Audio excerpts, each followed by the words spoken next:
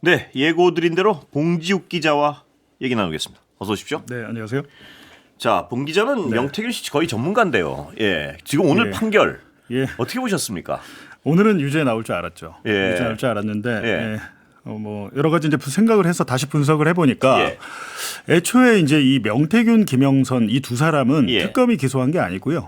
2024년 12월 3일에 창원지검이 기소를 한 겁니다. 내란 당일이었습니다. 그런데 당시에도 강혜경 씨 측 변호인이나 많은 부분에서 우려가 나왔던 게 뭐냐면 윤석열과 김건희를 빼고 기소하면 이게 성립이 되나? 이런 의문이 있었던 거죠. 근데 실제로 오늘 명태균 1심 선고 무죄는 여론조사 관련 부분은 아니에요. 여론조사 관련 부분은 아니고 앞단에서 공짜 여론조사를 윤석열, 김건희 측에 주고 거기에 대한 대가로 김영선 의원의 공천을 받았잖아요. 근데 김영선 의원이 이제 공천을 받아서 고마우니까 본인의 세비 절반을 이른바 세비 반띵을 16차례 거쳐서 해줬다. 그렇죠. 이게 정치 자금이다라는 거잖아요. 근데 여러분 잘 생각해 보시면 명태균 씨는 정치인이 아니에요. 정치인이 아닌데 명태균은 애초에 정치자금법 위반으로 했을 때 좀 이상하다. 그거를 예를 들면 여론조사를 직접 받은 거는 김영선이 아니잖아요. 여론조사를 공짜 여론조사를 받은 사람은 윤석열입니다. 그럼 윤석열과 명태균을 같이 기소를 했었어야죠. 지금 이거를 당시에 창원지검이 윤석열 정권 하에서 사실상 이게 조작 불법 수사 아닌가요? 봐주기 수사를 한 거잖아요. 그러니까 애초에 부실 기소가 되다 보니까 오늘 이 결과가 나왔구나. 나오고 봐서 이제 판결문 보니까 그렇게 돼 있더라고요. 아, 그러니까 이 기소 자체가 부실했기 때문에 원래는 특검이 이걸 가져와서 공소유지를 특검에서 하면서 공소장을 변경했어야 돼요. 만약에 분리기소가 됐으니까 윤석열을 명태균에 대해서 정치자금법 위반 이거 무죄 나올 것 같은데라고 했으면 최소한 명태균을 알선수재 정도로 혐의 추가를 했었어요. 그리고 판사 입장에서도 이진관 부장판사처럼 한덕수에 대해서도 그렇게 했잖아요. 야 이거는 내란방조 아닌데 중요임무 종사인데 공소장 변경하시죠라고 재판정에서 적어도 얘기가 나왔어야 되는데 이 김인택 부장판사 창원지검 이분은 그냥 재판을 진행하고 무죄를 그냥 내리고 끝난 건데 보세요. 증거인멸에 대해서는 징역형 집행유예가 나왔습니다. 근데 다른 혐의가 다 무죄예요. 무슨 증거를 인멸한 건가요? 무죄의 증거를 인멸했다는 건가요? 판결 자체에 모순이 있죠.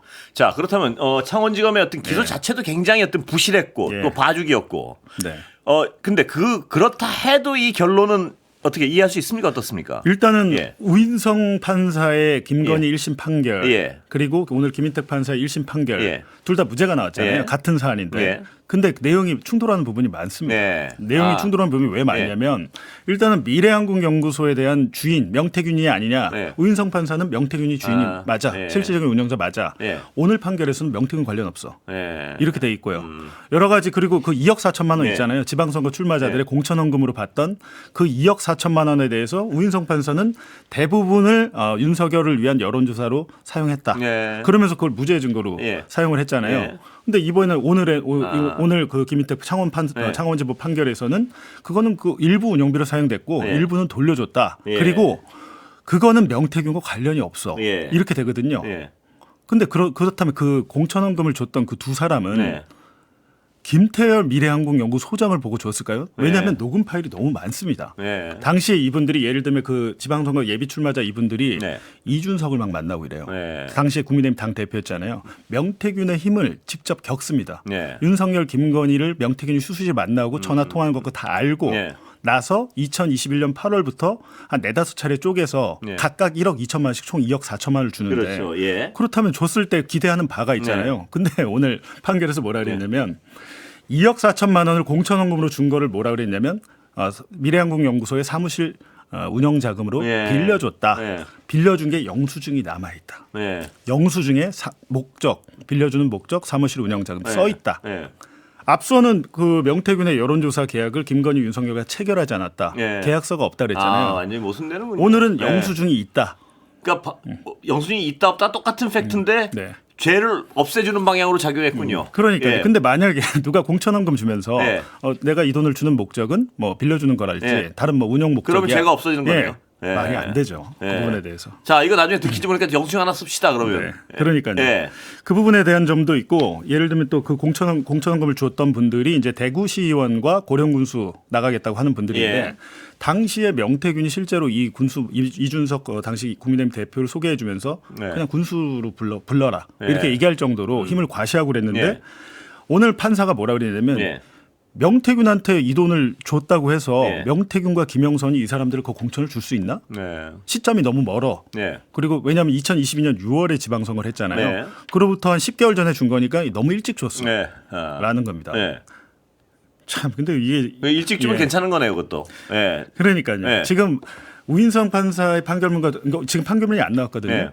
나와 보면 정확히 이제 비교 분석을 해보겠지만 일단 충돌되는 부분이 많은데 어찌됐든 무죄를 주기 위해서 한 가지 그냥 한 가지 사실을 이쪽에서도 무죄를 준 그 증거를 활용했다면 그 반대되는 사실은 또 오늘 판결에서 그러니까 하여튼 죄를 경감시키기 위해서 팩트도 막 배치가 되고 그러니까 무조건 어떤 죄를 경감시키는 방향으로 갖다 붙였다는 생각이 좀 드는데요.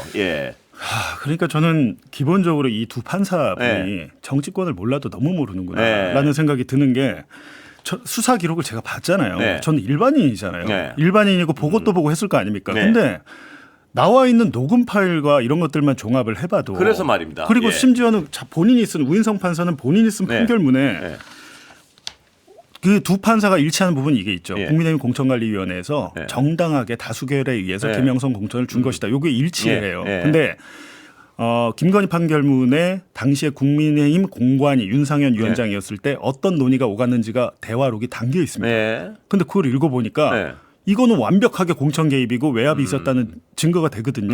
근데 그거를 무시하고 국민의힘 공관위에서 다수결로 정당하게 심사했다. 그리고 한 공관위원은 검찰에 그리고 법정에 나와서 2022년은 세계 여성의 해였다.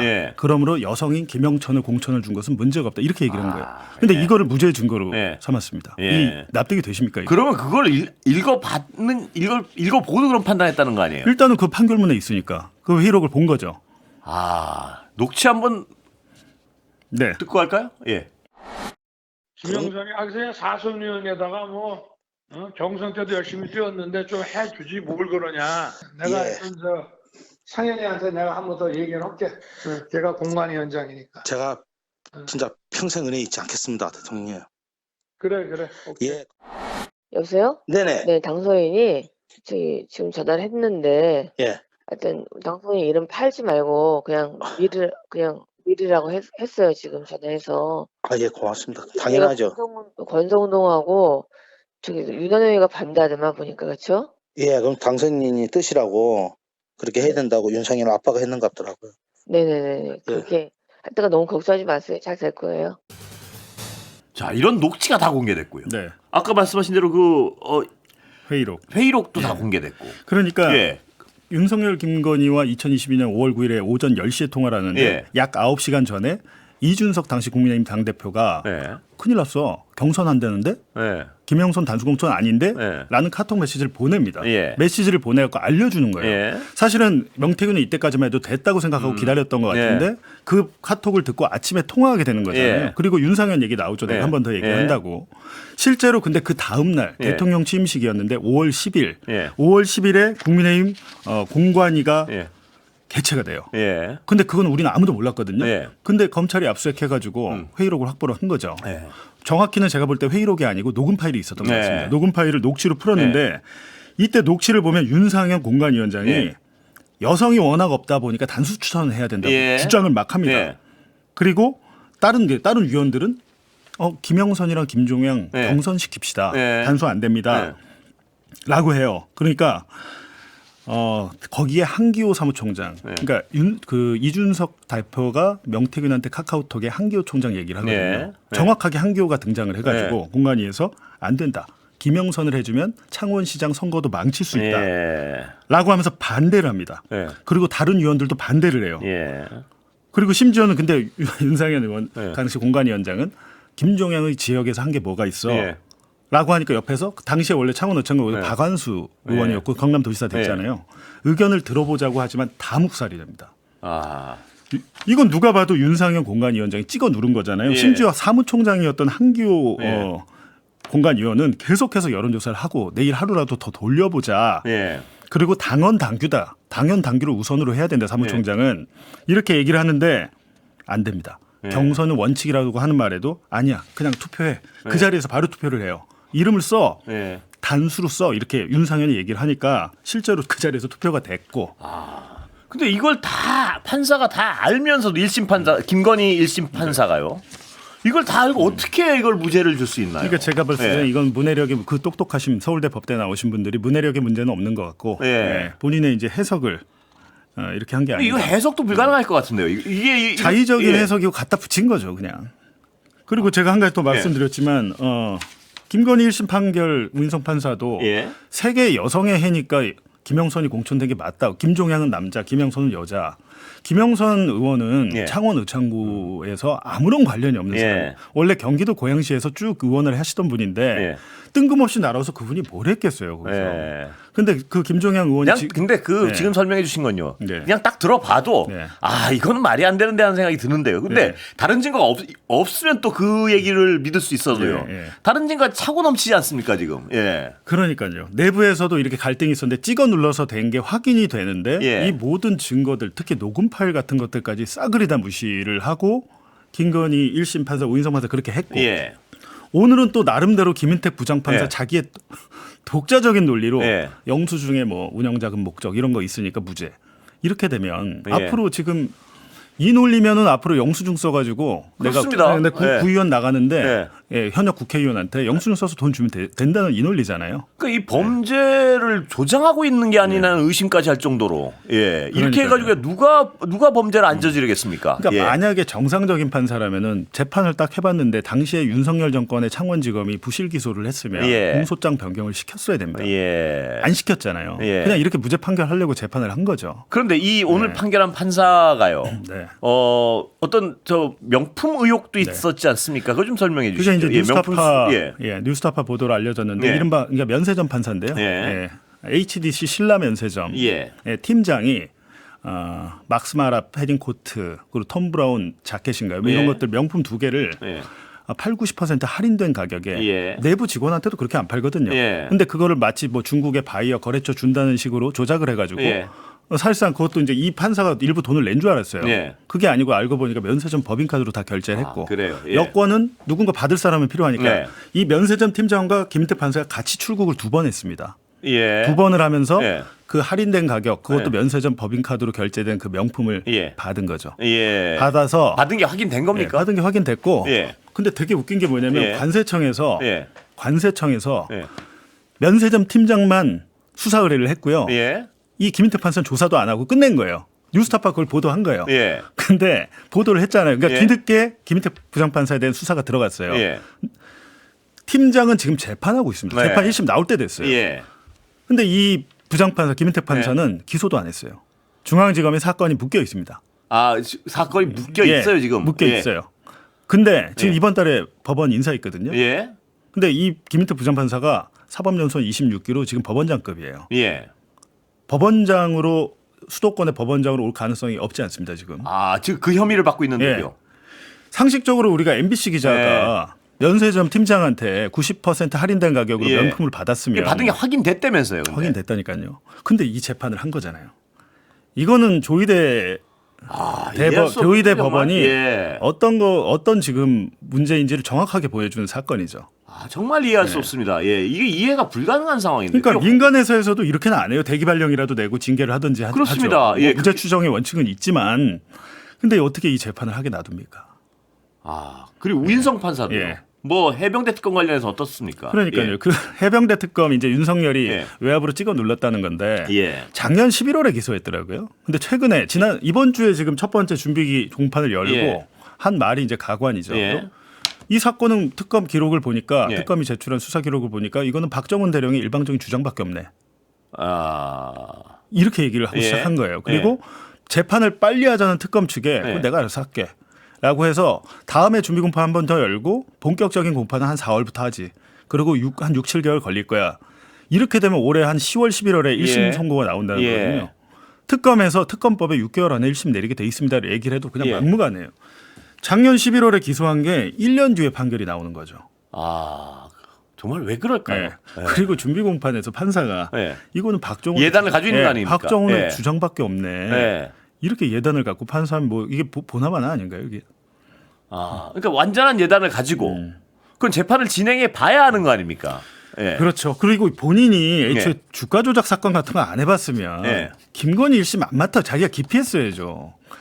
예를 들면 그 주가 조작 사건이 2010년부터 12년 2년 동안 이뤄진 일인데 앞서 도이치모터스 회장 수사에서 법원 판결할 대법원 판례에서는 대법원 판결에서 그 2년 동안에 세 번에 걸쳐서 나눠서 한 조작들은 다 하나로 묶었잖아요. 동일 범죄야. 공소시효 다 있어.